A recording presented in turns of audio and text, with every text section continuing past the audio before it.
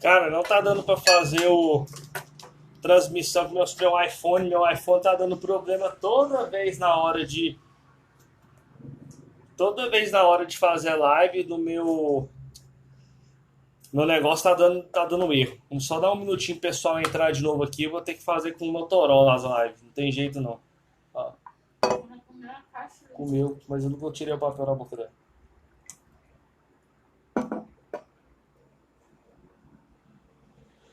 Então vamos. Beleza, agora vai dar certo. Vamos lá. E aí vamos virar aqui na hora que eu cheguei no histórico que o cara me contou e eu já via um erro super interessante. Eu vi que o cara tratou para micoplasma, fez um monte de coisa, o gato estava anêmico, o gato não melhorou da anemia, só que ele esqueceu de uma coisa muito importante que já falaram aí. Não fizeram o teste de FIV-FeLV. Tá, Luiz, por que o teste de FIV-FeLV é tão importante nessa situação? Primeiro, hoje, pra gente, a principal causa de anemia é FeLV. É FeLV. Segundo, a gente aqui no Brasil está vivendo uma super pandemia de vírus da leucemia felina. Então, Luiz, é sempre que tem que testar? Sempre que possível. Deixa eu dar um exemplo simples. Por que eu falo assim? A gente tem essa mania, né? O Mio testou, e isso é importante. Mas, por exemplo, chegou um paciente na sua clínica com uma hérnia que foi atropelado, fez uma hérnia diafragmática. O teste de FIV-FeLV é um exame importante para você nesse momento? Não é. Não é, hipótese nenhuma. A gente tem que testar por outros motivos, mas para esse paciente que foi atropelado com hérnia diafragmática, o FIV-FeLV não é importante. Tá? Não estou falando dispensando a necessidade se no contra o miotestou não. Mas a gente tá, às vezes, muito enfatiza isso o miotestou e a gente esquece que um teste de FIV-FeLV é caro. E muitas vezes, um teste de FIV-FeLV, às vezes você faz 2, 3 posições do raio-x. Você não sabe como que é a condição financeira de um tutor que vai chegar para você. Só que é inadmissível você pegar um gato que está com anemia, não fazer um FIV-FeLV nele, pior, falar que ele está com micoplasma sem fazer FIV-FeLV nele. Por quê? Cara, a gente sabe que 92 a 96% das vezes que você tem uma micoplasmose ativa causando anemia hemolítica num paciente, são em pacientes retrovírus positivos, que são os animais FIV-FeLV positivos. Então, olha só o erro, não fez FIV-FeLV. Aí falou que o animal estava com micoplasma, sem ter achado na lâmina, sem ter feito um PCR para micoplasma e sem ter feito pelo menos um FIV-FeLV. Porque se você pega um paciente que está com aquele hemograma clássico de uma anemia hemolítica, uma anemia que você pede o reticulócito é uma anemia regenerativa. Então você vê que aquele paciente está hemolizando. E é um paciente FeLV positivo, amigo, você tem duas opções. Ou você está diante de uma anemia hemolítica autoimune, ou você está diante de uma micoplasmose. Não tem para onde fugir. Porque a gente sabe que o vírus da FeLV, por si só, ele induz anemias hemolíticas autoimunes. Então, gatos que são FeLV positivos, às vezes eles têm anemia hemolítica, mas não por micoplasma. Certo? Então, isso é importante. E aí o cara deu uma doxiciclina sem pedir reticulócito para confirmar se era uma anemia regenerativa, com um hemograma claramente que não tinha sinal de hemólise, sem pedir o FIV-FeLV, sem pedir o PCR para micoplasma, sem fazer uma ponta de orelha. Então ficou muito naquela, parece que um cachorro que está com plaqueta baixa, o cara vai e passa doxiciclina, tá bom? Então ficou nessa, beleza, o animal não melhorou. Quando chegou em mim, a primeira coisa que eu fiz, hemograma, reticulócito e FIV-FeLV. E lá vem o hemograma. O paciente voltou para os 7%. Tá bom? Eu vou mostrar, Karina, a foto do exame de reticulócito. Certo? Então, voltou para a situação. Olha como esse paciente está imunossuprimido. 500 leucócitos totais, nem deu para fazer um diferencial. Se esse gato não morre de anemia, ele morre de sepse, porque ele não tem imunidade nenhuma. Qualquer bactéria intestinal, bactéria intestinal que faz uma translocação bacteriana e entra na corrente sanguínea, acabou. Esse paciente Entrou em sepse e morreu. Agora, olha só a contagem de reticulócito desse cara. Luiz, não tô entendendo essa contagem de reticulócito aqui. Pessoal, quando você tem gatos, você tem o reticulócito pontilhado e o agregado. A gente tem que olhar o agregado. Esse aqui que está sendo um valor de referência, tá bom? Só que esse reticulócito está extremamente baixo. Ou seja, esse paciente aqui com certeza tem uma anemia arregenerativa. E aí, olha que legal, que legal. O pessoal acabou de perguntar aqui. Luiz, a panleucopenia é um diagnóstico diferencial nesse caso? Não, porque eu esqueci de falar, eu não contei a anamnese direito para vocês, já era um animal adulto e vacinado, tá bom? Então não tem como. Se você pega um paciente filhote com um hemograma desse, com um leucograma desse, com certeza a panleucopenia é um diagnóstico diferencial para você, tá bom? Mas realmente quando eu contei o histórico aqui para vocês, teve essa falha, né? Não contei essa questão da idade. Então, você tem um paciente que tinha uma anemia grave, uma anemia arregenerativa e, como é de esperado para todo mundo, que eu acho que aqui a maior parte do pessoal me acompanha já tem um tempo, percebe que com certeza deu FeLV positivo. E aí, uma pessoa fala assim, Luiz, o micoplasma, você fez alguma coisa? Eu fiz um ponta de orelha por desencargo de consciência, não achou. Mas eu não fiz o PCR, eu não achei necessário fazer o PCR para micoplasma, porque o micoplasma gera anemia hemolítica. Anemia hemolítica é anemia regenerativa. Tá bom? E aqui eu tava numa anemia absurdamente arregenerativa, além do que eu não tinha uma supressão, uma depressão só da série vermelha. O exame, vocês viram que eu tinha uma supressão intensa, até mesmo da série branca. Outro diagnóstico diferencial aqui para mim poderia ser uma leucemia. Se você pega uma leucemia daquela já em estado avançado, já destruiu a medula inteira e muitas vezes você não pega aqueles 80% de linfócito, encontrar linfócito atípico na circulação, nem sempre, tá bom? Mas aqui o paciente já deu um FeLV positivo, anemia regenerativa, e aí eu pensei o quê? Vou puncionar a medula desse paciente. Eu acredito que não seja leucemia, eu acredito que seja só depressão de medula. A FeLV entrou na medula e destruiu tudo. Então, eu vou ter que puncionar essa medula. Se for leucemia, manda para o oncologista. Só que, pessoal, o exame do paciente, quando ele chegou para mim, ele estava com a mucosa, óbvio, a mucosa estava muito pálida, ele estava com a frequência respiratória extremamente elevada, temperatura de 40 graus Celsius, prostrado e hipotenso.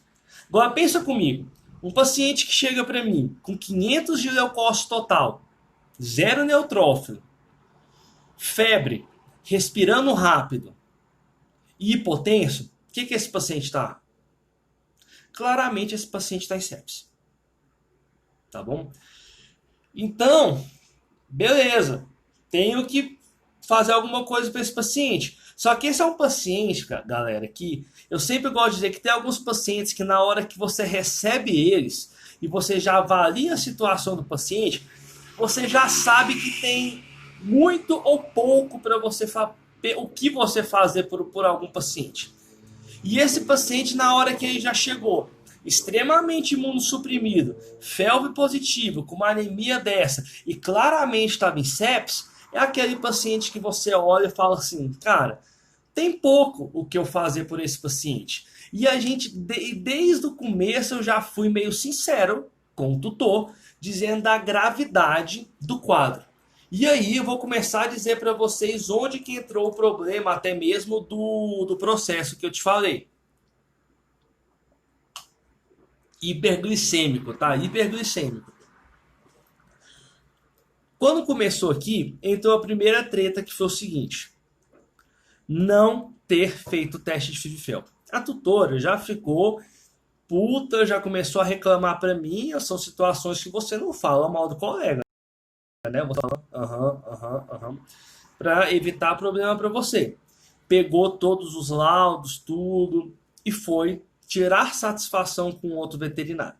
O que A tutora ficou chateada. Ela virou para mim e disse com essas palavras: Luiz, ninguém sabe tudo. Que o marido dela é médico, era dermatologista, se eu não me engano. Ninguém sabe tudo.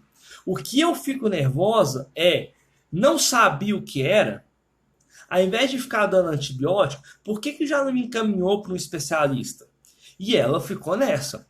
E foi conversar na outra clínica com o veterinário que atendeu. Enfim, foi tirar satisfação.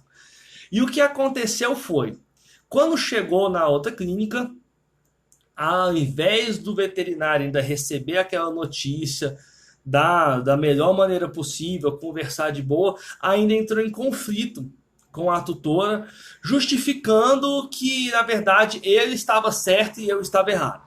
Bom, aí entra no problema sério, porque aí a tutora virou para mim e falou assim, então me dá um laudo do que ele tinha, e virou para mim e falou o quê? Eu quero um laudo do que ele tem.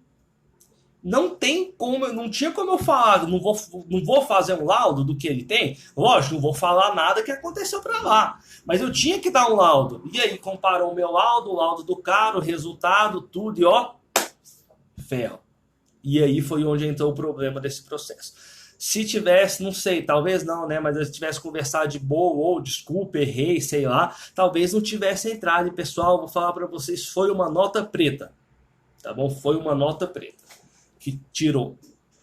Bom, tirando, sem falar agora, né, esquecendo um pouco o processo, vamos voltar para o nosso caso clínico. Então, Luiz, o que você fez nesse caso, um paciente extremamente imunossuprimido em sepse? Bom, vamos entrar com antibiótico de largo espectro. Aqui a facilidade que a gente tem hoje na veterinária é a ceftriaxona, e a ceftriaxona foi feita, tá bom, nesse paciente. Uma vantagem que a gente teve foi que com um paciente eu coloquei ele em infusão de norepinefrina que melhorou rapidamente. Luiz, por que você fez prova de carga? Não fiz. Por que a gente não fez prova de carga nesse paciente? Porque eu estava esperando sangue. Você fazer uma prova de carga em um paciente com 7 de hematócrito, pessoal, aumenta bastante a probabilidade de você ter extravasamento. Então é muito complicado, muito perigoso. Tá bom? Nessa situação, é evidente, a gente já pediu o sangue de cara, né? Começou o antibiótico, pediu o sangue, mas eu já entrei com infusão de norepinefrina. E a vantagem é que... Voltou? Voltou? Será que tá bugando o Instagram hoje? Eu até mudei o celular. Esperar só alguém falar se tá tudo certo.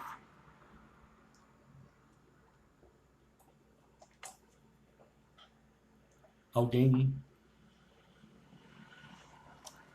tá aí? Alguém tá aí?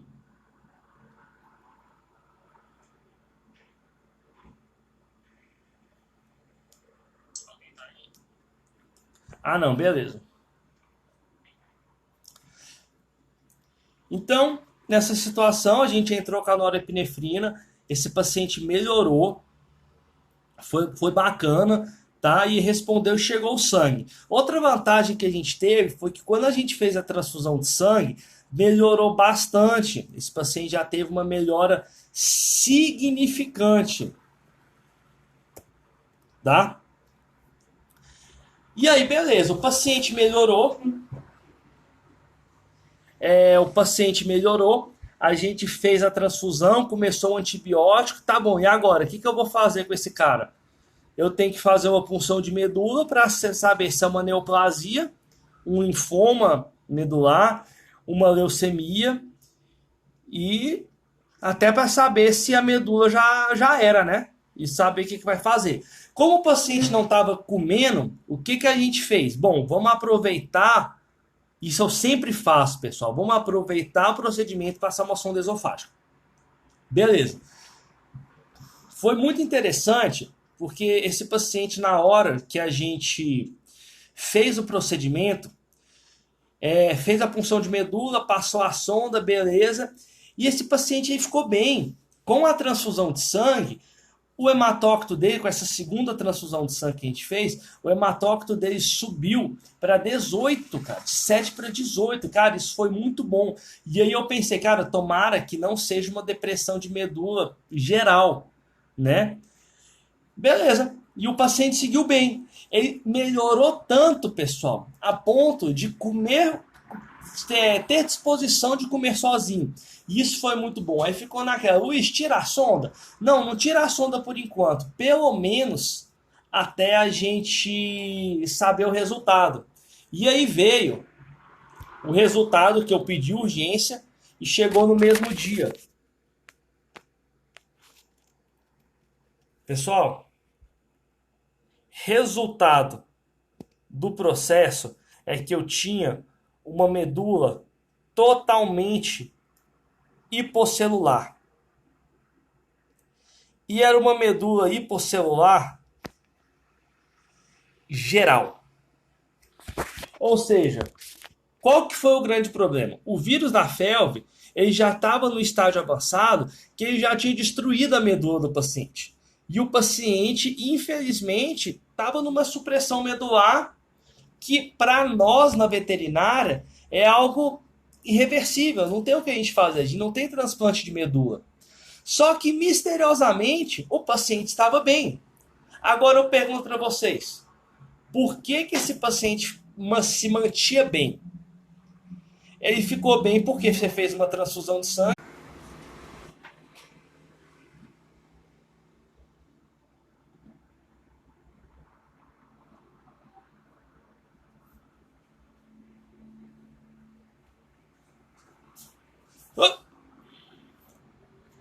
Voltei.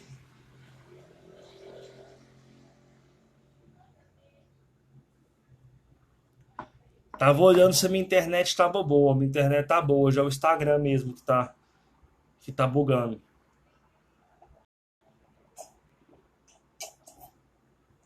Ah, e aí, pessoal? Voltei.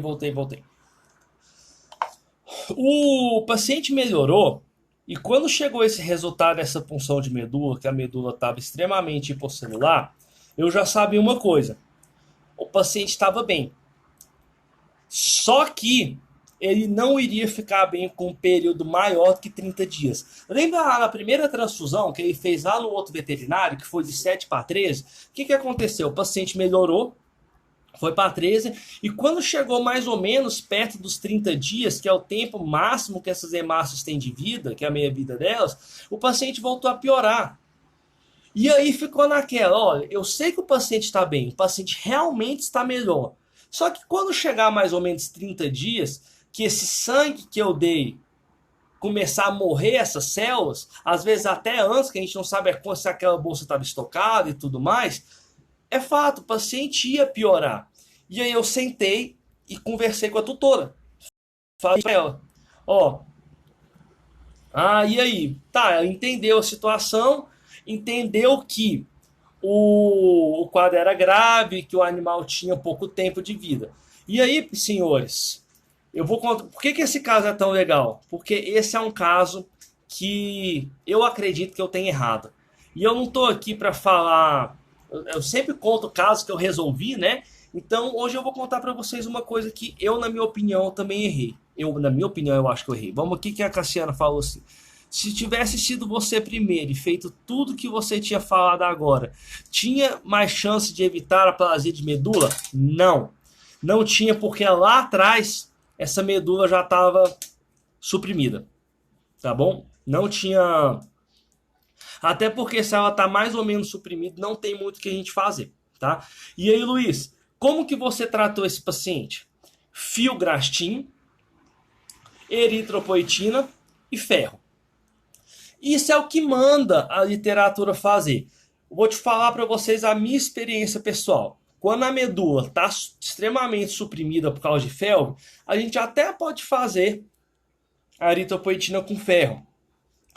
Para estimular aquele resto de eritrócito que está ali, na medula de célula precursora de eritrócito que está aí, trabalhar e produzir. Na prática, pessoal, não dá certo. Tá? Eu nunca tive um paciente com mielossupressão causada por felve, que eu tratei com eritropoetina e ferro e juro que resolveu, tá? Não, nunca tive resultado. Aí a gente faz o Noripurum, que é dose única, né? Que é super massa usar ele. E não deu certo. Tá, Luiz? E lógico, antibiótico, né? A gente passou por antibiótico para casa. Onde que foi que eu errei? O paciente estava comendo depois da transfusão. Mas ele não estava comendo muito bem. E eu optei por deixar a sonda esofágica. Falei para ela, vamos deixar pelo seguinte, se ele parar de comer, a gente tem a sonda. Se ele comer, deixa essa sonda aí, não tem problema. Vai fazendo a limpeza, tranquilo. Só que aí, qual que é o grande problema? O paciente continuava com imunossupressão severa. Deu mais ou menos uns 7 dias, ele estava com a sonda, beleza, a tutora me falou o seguinte, Luiz, começou a vomitar e ele está fedendo. Falei, uai, traz aqui para eu ver. Pessoal, quando ele chegou, o paciente, o local da sonda estava absurdamente infeccionado, mesmo com o uso do antibiótico. E esse paciente chegou extremamente mal. E chegou num choque séptico, assim, ferrado. Acabou morrendo. Morreu ali naquele dia mesmo, tá bom? Em menos de 24 horas, esse paciente veio a óbito. Não sei se às vezes foi um erro meu, porque não tem como eu dizer, afirmar que a tutora fez todos os cuidados de limpeza e higienização da sonda de forma correta. Mas às vezes eu fico pensando nessa situação e até uma opinião que eu quero discutir com vocês. O que vocês acham? E se naquele momento eu tivesse tirado a sua sonda? É fato que a sonda, de qualquer maneira, é uma fonte de infecção ali, né? Aquele local foi um corte, é uma microcirurgia, né? E ficou. E o que matou aquele paciente, o que gerou a infecção, a sepse final daquele paciente que matou ele, foi a infecção do corte da sonda esofágica. E aí eu fiquei pensando assim, se eu tivesse tirado a sonda, o paciente ia estar comendo, tranquilo, e daqui 30 dias ele ia piorar, porque a tutora já falou, não me importa, eu faço transfusões de sangue a cada 30 dias se precisar. Se eu faço transfusões a cada 30 dias se precisar, se for para ele ficar mais tipo um mês, sei lá, 2 meses, 3 meses comigo, se ele ficar bem comendo. E aí, ele acabou morrendo porque foi uma infecção ali na sonda. Então eu fiquei pensando, sim, eu não me culpo, porque eu segui protocolo, então a gente, infelizmente, na medicina a gente vive isso, né? Às vezes a gente erra tentando acertar, mas a gente seguiu o protocolo, deixar com a sonda. Só que aí o paciente acaba morrendo por causa disso. Não sei. Não tem como a gente voltar no tempo e saber o que faria. Mas é uma situação. Por que eu estou contando essa história para vocês? Porque um tempo atrás, 2 semanas atrás, sei lá, uma pessoa virou assim para mim. No. Uma pessoa que me segue falou assim: Luiz, como é que você faz? Quanto tempo que você demorou para conseguir resolver todos os casos e não ter mais dificuldade? E eu falei para ela assim: quem disse para você que eu resolvo tudo? Quem disse que eu não tenho dificuldade às vezes? E às vezes a gente está aqui discutindo caso clínico, dando aula para vocês e tal, e parece que a gente não tem dificuldade, né? Parece que a gente não passa por situações difíceis, ou assim que a gente não pode errar. E é interessante isso, porque cara, por mais que a gente estude, o melhor ditado que vocês vão ouvir na vida, que é o meu pai fala, é o seguinte: a gente vive aprendendo e morre sem saber nada. E a gente, às vezes eu me deparo com situações que eu também fico contra a parede, né? Qual que é a diferença, talvez, que eu tenha a mais que muitos de vocês aqui? Experiência. Há 4 anos eu só atendo gato e atendo uns 30 gatos por mês. Então a rotina que eu tenho é gigantesca. Então, várias e várias situações eu já passei por elas. Tanto que nos alunos do curso online, a gente começou a fazer sexta-feira discussão de caso clínico, exatamente por causa disso. Porque a gente vai encontrando, passando por situações, e se você sabe uma situação que um colega passou, se você passar por ela, você não vai, né? Aquilo não vai ser estranho para você. Vamos ver quem.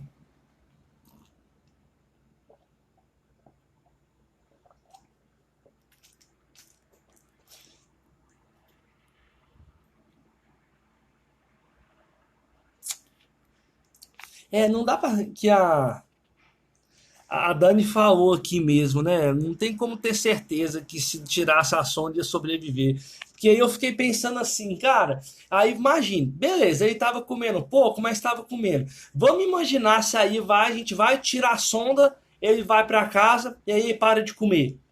Aí você ia ficar naquela, pô, tirei a sonda. E aí, realmente, não tem como a gente saber. São situações e situações, mas é uma das situações que eu fiquei em dúvida. Fiquei pensando, o que aconteceria se eu tivesse feito diferente? E é interessante isso aí. A Anne falou uma coisa, experiência e disponibilidade de exame. Isso é uma coisa que eu falo com toda certeza. Hoje eu trabalho num centro de medicina grande aqui em Goiânia, uma clínica bem grande. E eu tenho disponibilidade de exames muito rápida, muito fáceis para mim. E isso é complicado. E o laboratório funciona lá no hospital que eu trabalho. Então, assim, eu coleto um exame de manhã, está pronto. Então, não tem aquela coisa que eu tenho que pegar um exame, ligar para o motoboy, mandar para o laboratório, sair o exame no dia seguinte. Então, assim, eu tenho essa grande vantagem e realmente é um pouco difícil quando você não tem acesso a exames. Por exemplo, eu falo muito de hemogasometria, né? Por exemplo, eu tenho hemogasometria. Então é fácil para eu ter acesso a esse exame, né? Então, outra coisa que eu acho que eu quero aproveitar esse. Muitas pessoas concordaram comigo. E se tirar a sonda e ele para de comer? Realmente não tem como. Aí ia ter que anestesiar de novo. Vocês me convenceram. Não me culpo mais. Obrigado. Muito obrigado a vocês. Que é isso aqui, pessoal. Para dar más notícias, inclusive até a minha escola, o Instituto Luiz Elian, vai fazer um curso que é só sobre más notícias, protocolos de fornecimento de más notícias. Que existe muito isso aqui na medicina humana que é muito já bem estabelecido, que são protocolos de como se dar más notícias para um tutor. E eu acho que a gente tem que saber isso aqui. Tá? Os alunos do curso fizeram um mini curso sobre protocolos Spike, sobre dar más notícias, etc. E a gente vai trazer aberto ao público esse curso, porque é importante. Eu aprendi com o pessoal que, depois vocês até procuram, chama Nova Medicina, @a Nova Medicina, que na medicina humana isso é muito difundido. Então, o pessoal tem matérias sobre dar más notícias. Coisas que a gente sai muito cru, né? A gente simplesmente não sabe como fazer isso, né?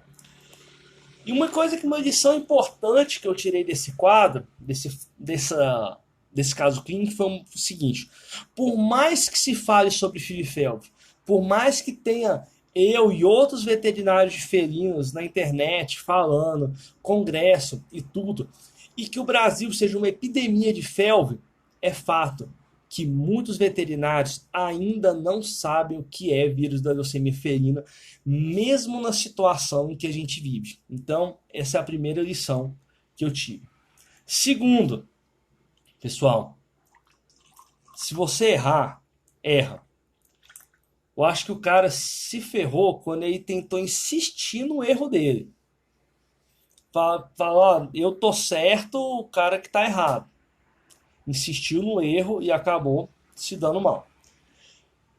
O terceiro, algo que ficou super marcado para mim foi que essa tutora, ela arranjou outros gatos depois.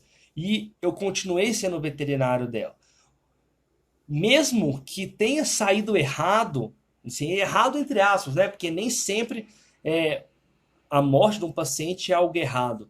Ficou um carinho dos tutores por mim, e hoje eu continuo sendo o veterinário dos animais dela. Ela levava a vida inteira no outro. E agora não leva mais. Não tô falando que eu sou foda, não sou. Mas que é tão interessante que errou no básico.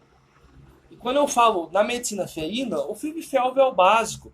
A gente tem um grande problema, pessoal, que é o seguinte: as faculdades em si são muito precárias em medicina felina. Até hoje elas são. Né? Eu saí da faculdade sem saber que era FIV-FeLV lá em 2014, certo? Saí, assim, não sabia que era FIV, fui saber na prática, no estágio curricular mesmo.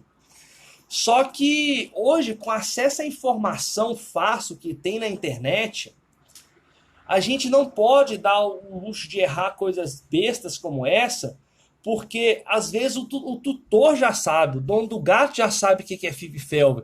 Então, às vezes, a gente não saber é um pouco complicado. Então, isso é difícil. Pessoal, eu quero mostrar para vocês só isso aqui, antes da gente finalizar, que é o último guideline de retroviroses, que mostra que quanto de FeLV que tem no exterior. E você vê que é pouco. Luiz, 13%? É pouco? Pessoal, o último estudo que a gente teve aqui deu mais ou menos, se eu não me engano, em Belo Horizonte, 24% de FeLV positivo. No Rio de Janeiro foi puro, e só no Rio de Janeiro tinha 12% de FeLV positivo. Então, assim, a gente tem muito FeLV positivo. Então, o Brasil vive hoje uma epidemia de FeLV. Então, quando a gente fala miotestou, não é à toa. Nós vivemos uma puta epidemia de FeLV. Cara, não adianta tentar fugir disso. Tá bom? A Dani perguntou se eu recomendo fazer o FIV-FeLV em pacientes bem filhotinhos. Não, bem filhotinhos só se eles estiverem doentes, tá bom? Eu gosto de fazer pelo menos ali quando eles já estão um pouquinho maior, até por questão de facilidade de coletar. Você pegar aqueles nenenzinhos ainda que não tem nem jugular para coletar o sangue ainda, mas se eles estiverem doentes aí a gente tem que testar, tá bom? Dúvidas? Alguém tem dúvidas sobre o caso clínico de hoje? Quer comentar alguma coisa ou quer falar alguma coisa sobre o assunto?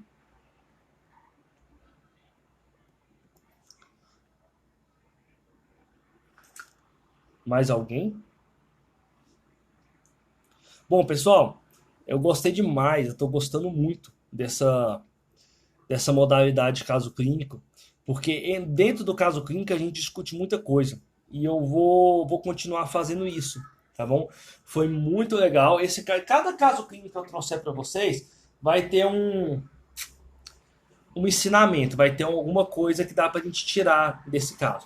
Algumas horas, alguns casos vão ficar um pouco repetitivos. Mas quanto mais repetitivo for ficando, cara, se aparecer uma situação que você vê aquilo, você não vai mais errar. Se a medula já tivesse resposta, o caso seriam novas transfusões? Sim. A cada 30 dias fazendo novas transfusões. Cada 30 dias fazendo novas transfusões. Senhores, antes de vocês irem embora, 2 recados. Primeiro recado, tá? Na segunda-feira que vem a gente abre a inscrição para a 5ª turma do programa Medicina Felina Online, tá bom? A gente está fazendo as pré-inscrições, mas a inscrição é só segunda-feira. Pré-inscrição é gratuita, tá bom? Aí você entra, tem umas aulas lá só para o pessoal que é pré-inscrito assistir, para aprender sobre diagnóstico de FIV-FeLV. Tem uma aula só sobre diagnóstico de FIV-FeLV, tá bom? Segundo, há muito tempo, estão me pedindo para meio que ensinar, não sei se ensinar a palavra certa, como que eu faço hoje para viver só atendendo de felinos, né? Viver atendendo só de medicina felina, atendendo só gato. E depois de muito tempo eu resolvi abrir o jogo, tá bom? Vou resolver abrir o jogo. Nesse domingo eu vou fazer uma live, que vai ser uma live no YouTube, que vai chamar dos 100 aos 10 mil, que eu vou mostrar para vocês hoje, na prática. Vou abrir o jogo. Como que eu, atendendo só gato, saí de ganhar 100 reais, que foi meu primeiro plantão, que eu dei 100 reais, para ganhar 10 mil reais, que é o que eu ganho hoje, atendendo só gato. Então, assim, vai ser uma aula que não vai ficar gravada, vai ser uma aula que eu vou, tipo assim, abrir o jogo mesmo. Quem tiver vai aprender as coisas que eu faço.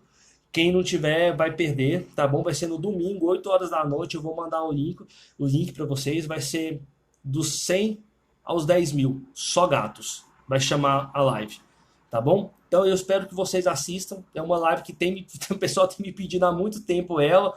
Mas aí eu acabei enrolando, deixando pra lá. Só que dessa vez eu vou fazer, eu vou abrir o jogo, beleza?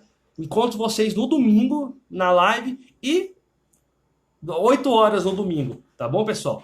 E na segunda, a inscrição do programa Medicina Feira Online. Espero todos vocês. Beijo, qualquer dúvida, manda no meu direct.